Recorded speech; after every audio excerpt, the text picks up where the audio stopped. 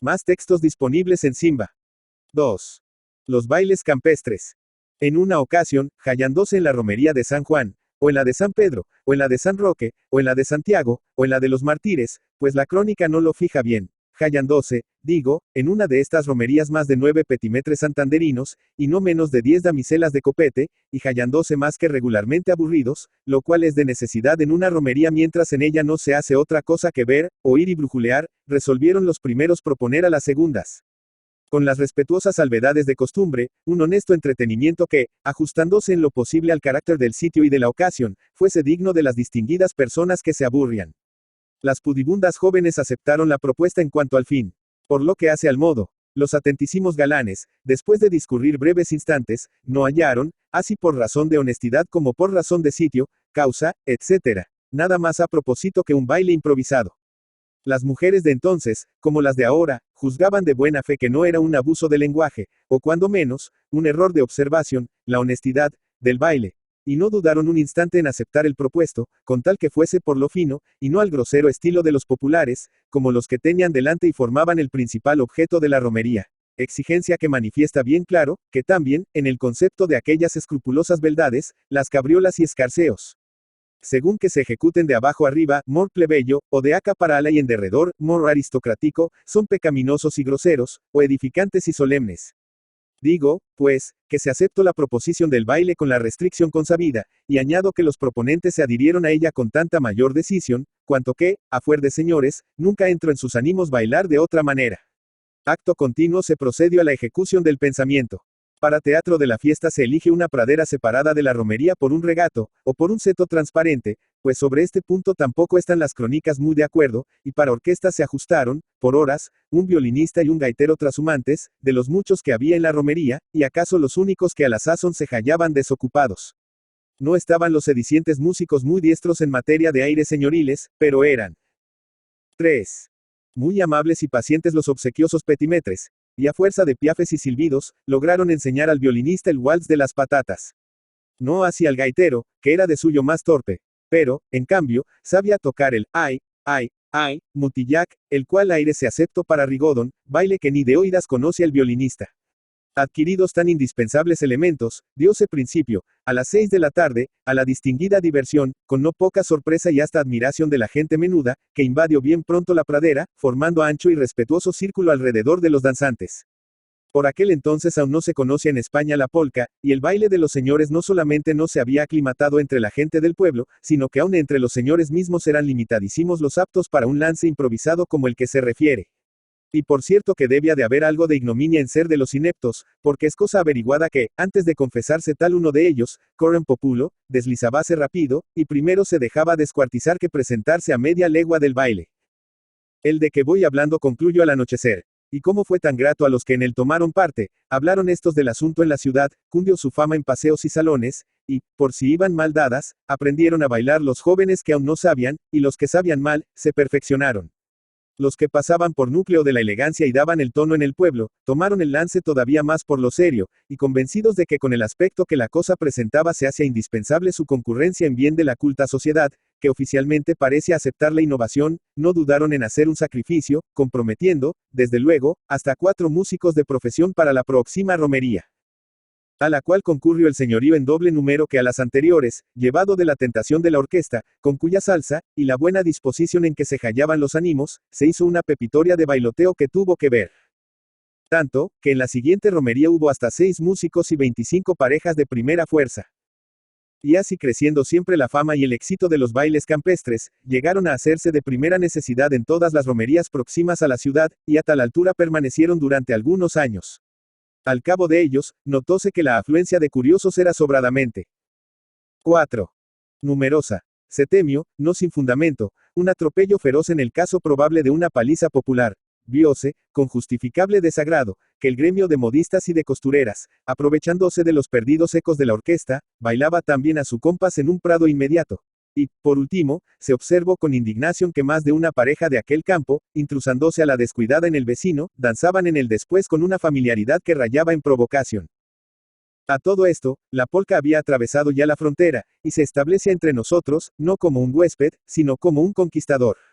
Recordarán ustedes que había sombreros a la polka, y pantalones a la polka, enaguas a la polka y hasta natillas a la polka. Los chicos la tarareaban en la calle, y las fregonas la piafaban en la fuente. Vinieron maestros de Allende el Pirineo que la enseñaban en 20 lecciones, y las tomaban con avidez las jóvenes distinguidas y los hombres elegantes. Con aquella conquista famosa los salones de baile sufrieron una transformación radical, porque la polka no era un baile, sino todo un sistema, toda una época. No se olvide que en la polka primitiva había su poco de dislocación, mucho contoneo, y que hasta se exigían, para bailarla en regla, tacones de metal en las botas. De modo que bailar la polka era dar un espectáculo, punto más curioso que el que dar pudieran la Guy Stefan o la Petra Camara. Pero este espectáculo, si bien en los salones de la ciudad era de buen tono ante una escogida y culta concurrencia, delante de un populacho grosero y sobre la hierba de un prado de Cueto o de Miranda, se prestaba a 1000 inconvenientes, el menor de los cuales era el ridículo. Por eso, y por las observaciones y peligros que más atrás apunte, los señores bailarines de las romerías determinaron amparar su diversión favorita con un muro sólido y elevado, contra la curiosidad irreverente de la muchedumbre.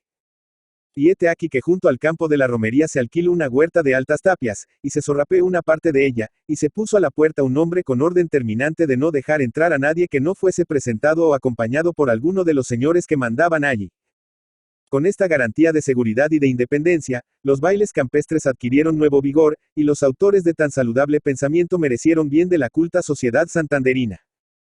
Pasaron así algunos años, y los elegantes directores de la ya popular 5.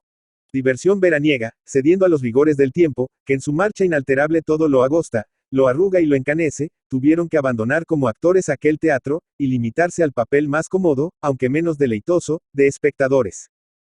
La generación que se presentó a sucederlos en el cargo que dejaban, considerando, a la primera ojeada, que celebrándose algunas romerías a mucha distancia de la población, era preciso, para volver con el crepúsculo a casa, suspender el baile apenas empezado, o empezarle con los garbanzos aún entre los dientes, considerando además que para las señoras, rendidas de brincar, era demasiado largo y penoso y hasta peligroso, el camino por las callejas de San Juan y San Pedro, y considerando otras varias circunstancias no menos graves. Y, por último, que la gente del buen tono nada tenía que ver con las rosquillas, cazuelas de guisado, pérez y otros groseros excesos de las romerías. Decreto que en adelante los bailes campestres, respetando, enhorabuena, como motivo de ellos, las romerías, tendrían lugar, por las de San Juan, San Pedro y San Roque, en las huertas de la Atalaya, y por las de Santiago y los Mártires, en las de Miranda. Y así se hizo con gran éxito y por largo tiempo. Este periodo de los bailes campestres, que pudiera llamarse su Edad Media, bien merece una especial mención. Entonces entré yo en escena, quiero decir que empecé a bailar en ellos. Y lo advierto, no tanto por motivar la historia que, a fuer de agradecido, voy a hacer, cuanto porque tengan más fuerza de verdad los detalles que apunte. Y sucedía entonces que una comisión, nombrada por elección de la que cesaba, formaba una lista con los nombres de las personas que juzgaba dignas de tan señalada honra. Esta lista se presentaba a cada uno de los inscritos en ella, quien ponía al margen de su nombre su conformidad, a no tener luto reciente, o estar enfermo de gravedad. La primera vez que se me buscó a mí con tal objeto, creí desmayarme de emoción, y con mano trémula escribí en el correspondiente lugar del catálogo un sí tan gordo como 2 ciruelas. Y no extrañe nadie el suceso. Tenía 19 años, precisamente la edad, entonces, en que sentándole a uno mal los juegos y entretenimientos de los muchachos, no podía, sin embargo, entrar en la esfera de acción de los hombres, y así, sin saber a qué zona arrimarse, porque en ambas estorbaba, le aquejaba cada pesadumbre que le partía. Además, en las listas de socios para los bailes de campo no figuraba sino 6. Lo escogido de la juventud del pueblo, según el criterio de la comisión, de manera, que verse llamado por ella en lances semejantes, era la declaración solemne y oficial, no solamente de que salía uno de la categoría de chiquillo y entraba en la de mozo, sino en la de mozo distinguido, activo y útil. No era uno masa, no era vulgo. Con tan honrosa credencial, estaba yo autorizado para saludar en el paseo a las señoritas más encopetadas, para tomar sorbete en el salón principal del suizo, para codearme con los hombres elegantes, y, sobre todo, para entrar sin obstáculo en los círculos cuyas puertas se cerraban, por razón de lustre, a la inmensa mayoría de mis conciudadanos. Era esto costal de paja. Queda, pues, bien justificada mi emoción al poner el primer sí donde le puse. El mismo corredor de las listas nos entregaba la víspera del baile una credencial de socio y 3 billetes de convite, impresos en cartulina, con letras de oro, y rubricados por la comisión. distribuidos estos con las más exquisitas precauciones, a fin de que los objetos de nuestras atenciones no fuesen indignos de la dignidad de la fiesta, llegabais uno con la credencial a la huerta de Aspeazu, o a la de mi amigo Mazarraza. Y allí estaba lo bueno, es decir, un gran cuadro de terreno al aire libre, cuidadosamente sorrapeado y regado, 2 docenas de farolillos de vidrio y hoja de lata, fijos sobre otros tantos mangos de cabretón, que le circuyan, 8 o 10 músicos agrupados en un ángulo. Y el mismísimo repartidor, que guardaba la puerta y recibía los billetes. Nada digo de la concurrencia, porque ya se sabe que era lo más selecto de la población. Pues bien, todo ello junto no nos costaba al día siguiente más de 3 pesetas a cada socio. Con tan liviano presupuesto se procuraba a la florida juventud santanderín el más apetitoso deleite de cuantos ofrecerse le podían. Saboreándole como un niño un caramelo, con temor de que se acabase, consume a cada baile de los 4 o 5 que se le daban en todo el verano, de modo que era una pena que desgarraba el alma ver en tales ocasiones aproximarse la noche. Si ésta se presentaba serena y despejada, menos mal, porque se encendían los farolillos y continuaba la danza otra hora más. Pero si Cabarga se encapotaba y era la brisa húmeda, síntomas infalibles de lluvia inmediata, daba la comisión las órdenes oportunas a los músicos, después de tomarlas de las señoras. Y allí nos tenían ustedes bajando a Santander, al compás de un paso doble, cada uno con su cada una. 7. Ofreciéndoles aquí la mano para saltar una zanja, y ala el pañuelo para sacudir el polvo. Y era de ver, si llovía, como las delicadas sílfides, sacando fuerzas de flaqueza, arremetían con el lodo, cubriéndose el busto con la falda del vestido. Y era hasta de admirar aquella procesión de blancas enaguas, iluminadas apenas por la mortecina luz de los 24 faroles que enarbolaban los más obsequiosos acompañantes, a guisa de maceros o reyes de armas, en sus diestras. Aquí de Don Quijote, pensaba yo una noche que tal sucedía. Que hiciera con nosotros el valeroso manchego, si en esta guisa nos hallara. No arremetería furioso contra esta muchedumbre, tomándola por escuadrón de fantasmas, o por sarta de disciplinantes. Ruiría, si se lo jurasen, que erais, entre tanto barro y azotadas, como vais, por la sellisca, las más mimadas flores del hermoso jardín de la montaña. Si al llegar a la población no había llovido ni cabía temor de que lloviera ya, hacia alto la comitiva en la Alameda Chica, o en el muelle, frente al Suizo, y en cualquiera de estos 2 sitios continuaba la danza hasta las 11. Y cuidado con reírse, jóvenes pispiretas de hoy, que empezáis a bailar a la hora en que, rendidos, lo dejábamos nosotros, que aún no soy viejo, y, sin embargo, baile en 2 ocasiones y en distintos años Dios me lo perdone. Delante de la capitania del puerto, lo cual quiere decir que, si no vosotras, algunas de vuestras hermanas me sirvieron allí de pareja. Allí, sobre las mismas losas en que se arrastran las narrias y se celebran los cabildos de los mareantes de abajo, y se vergan las barricas de aceite. Pero estos inconvenientes, a pesar de justificarlos la costumbre, no podían menos de obrar de una manera desagradable en el ánimo de los hombres llamados a fomentarla y a perfeccionarla en lo posible. Así fue que un día, dándose a pensar muy seriamente sobre el asunto, concluyeron con este fundadísimo razonamiento: toda vez que no formamos ya parte de las masas, y somos independientes, y nada tenemos que ver con las fiestas de la muchedumbre, porque hemos de dar nuestros bailes precisamente en días de romería. Y si, prescindiendo, como debemos prescindir, de esta causa, elegimos los que más nos acomoden del verano para bailar, porque no hemos de hacerlo a la puerta de casa y con toda tranquilidad. Y aquellos infatigables reformadores columbraron al punto en el barrio de Santa Lucia, la huerta de Noriega, en la cual huerta había un juego de bolos, y el cual juego de bolos estaba rodeado de un cobertizo de tablas, a modo de pesebrera. Y exclamaron: «Boy, si no trafer, es». 8. Decir: aquí está lo que necesitamos. Amparo contra el relente y la lluvia, proximidad al hogar de cada uno, e independencia absoluta. Para corresponder a este esfuerzo, los demás socios se comprometieron a hacerlo, por lo menos, de 4 bailes en cada temporada, lográndose de este modo que en la primera se diesen 6, de los cuales el menos favorecido se acabó a las 11, porque había empezado a las 8, por aquello de que estaba a la puerta de casa. Cubrióse, para alguno de ellos, el salón, bolera con un pabellón o bóveda de rústicas guirnaldas. Y con esta mejora y otras análogas, pasó la cuota individual por encima de 5 pesetas. Al siguiente año se alumbró la huerta con gas, y como a sus fulgores se veía muy claro, presentaronse las damas, muy compuestas, a las 9, no empezaron a bailar hasta las 10, las más rendidas lo dejaron a las 12, y subió la cuota a 30 reales. Estos despilfarros puede decirse que señalan el comienzo de la era moderna de los bailes campestres de Santander. Entretanto, las costureras, que habían venido siguiéndolos desde los prados de San Juan hasta las huertas del Alta, y rindiéndoles culto a sus propias expensas, prescindieron también del motivo de las romerías para bailar, y también se bajaron a la población para bailar más tranquilas, y pujaron el alquiler de la mismísima huerta de Santa Lucia, y no hallaron sosiego hasta que lograron bailar en ella con el mismo gas y el propio decorado de las señoras, aunque en distintos días. Este y otros disgustos análogos pusieron a los provocados en la necesidad de hacer un esfuerzo heroico, y le hicieron a fe mía. Media docena de esos hombres de buen gusto, que a todo van a un baile más que a bailar, se hicieron las siguientes reflexiones: que la pasión de la danza tiene hondas raíces en la buena sociedad de este pueblo, es innegable, nosotros la hemos visto bailar sobre el húmedo retoño de las praderas, entre las coles y cebollinos de las huertas, sobre los guijarros de la alameda y sobre los adoquines del muelle. Derretirse los sesos bajo un sol africano a las 4 de la tarde, por llegar a las 5 a la romería y bailar en ella hasta las 7. Volver después, al crepúsculo, medio a tientas, por callejas y senderos, y alicuando meterse en barro hasta las corvas, y siempre impavidas, y siempre pidiendo más. Esta devoción raya en fanatismo, y está exigiendo a gritos un templo que vamos a 9. Proporcionarle nosotros, sin miedo de que nos falte nunca el concurso de los fieles para sostener el culto. Y alguno de aquellos hombres, con un desprendimiento digno de su carácter, anticipó una cantidad efectiva, en la cual los duros entraban por miles. Adquiriéronse terrenos y plantas y arbustos al efecto, y vinieron jardineros de extranjis, que cobran caro, eso sí, pero que bordan cuanto ejecutan en el arte. Y alaban candelabros, y alaban surtidores, y canastillas, y glorietas, y toldos y diabladuras.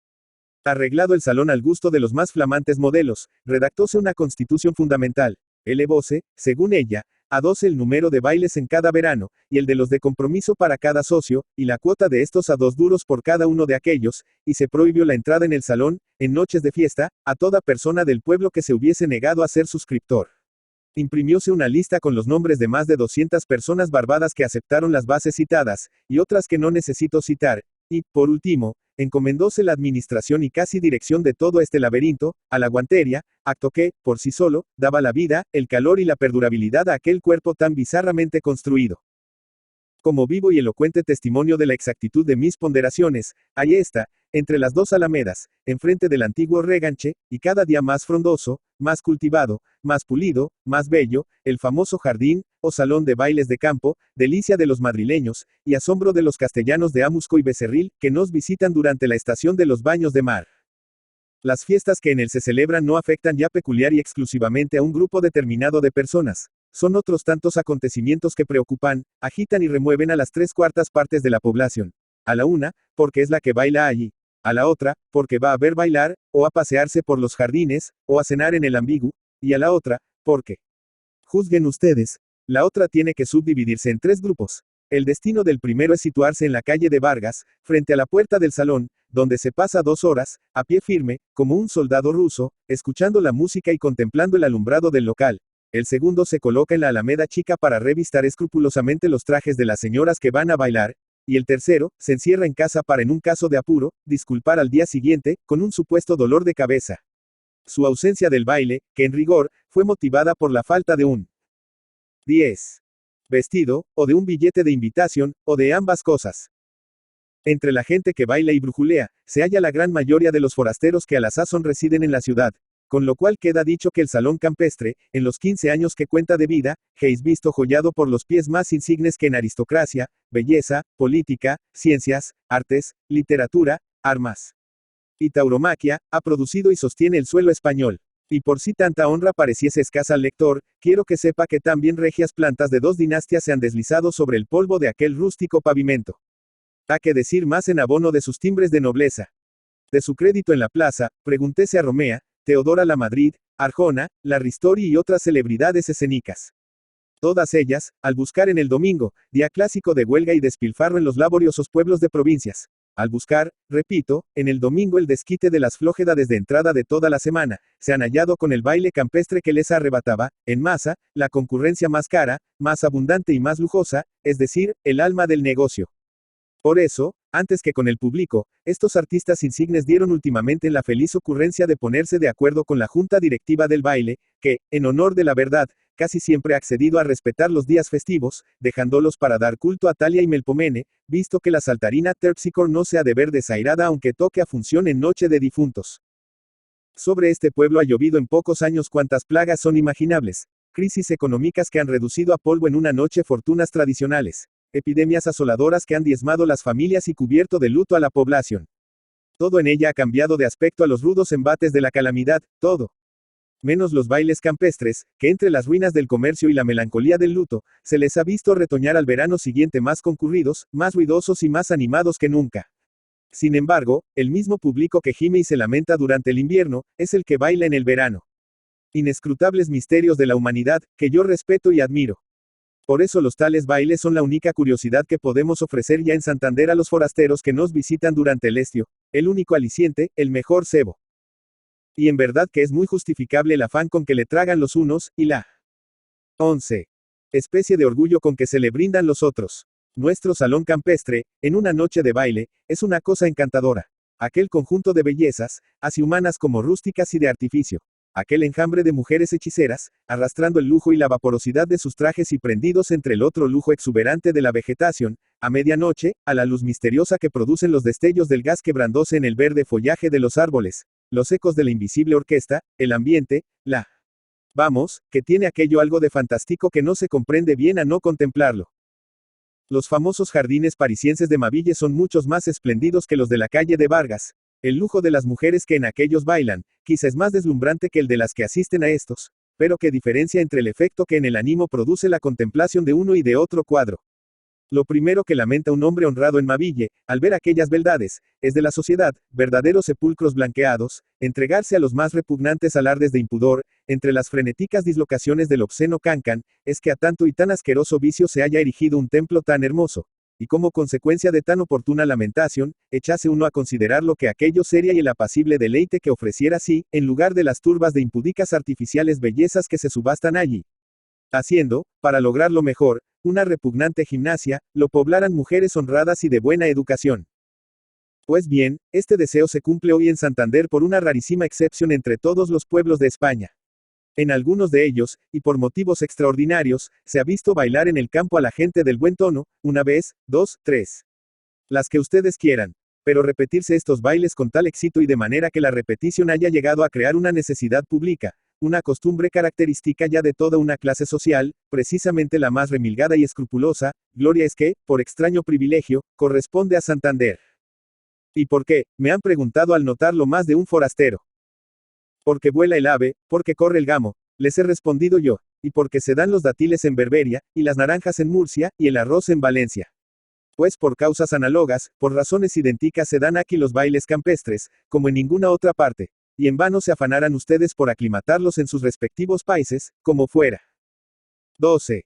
Ocioso que nos empeñáramos nosotros en propagar en la palmera, el guayabo.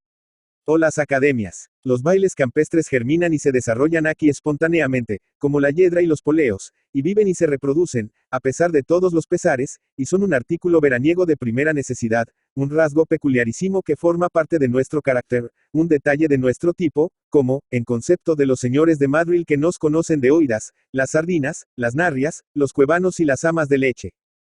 Deben, pues, desechar su pesadumbre aquellos seres pusilánimes que temen que llegue un día en que el salón, jardín de la calle de Vargas es en el destino que hoy tan gloriosamente cumple. En todo caso, si ese templo se destruyese, pues condiciones de toda humana obra el ser efímera y perecedera, otro tan suntuoso se alzaría de contado para sustituirle, yo lo fío. Sin teatro y sin escuelas podríamos vivir, pero sin bailes campestres. Horror. 1872. 13. José María de Pereda. José María de Pereda y Sánchez Porra Polanco, 6 de febrero de 1833, Santander, 1 de marzo de 1906, fue un novelista español del periodo realista, autor de célebres novelas de costumbres. También fue político, afiliado al carlismo.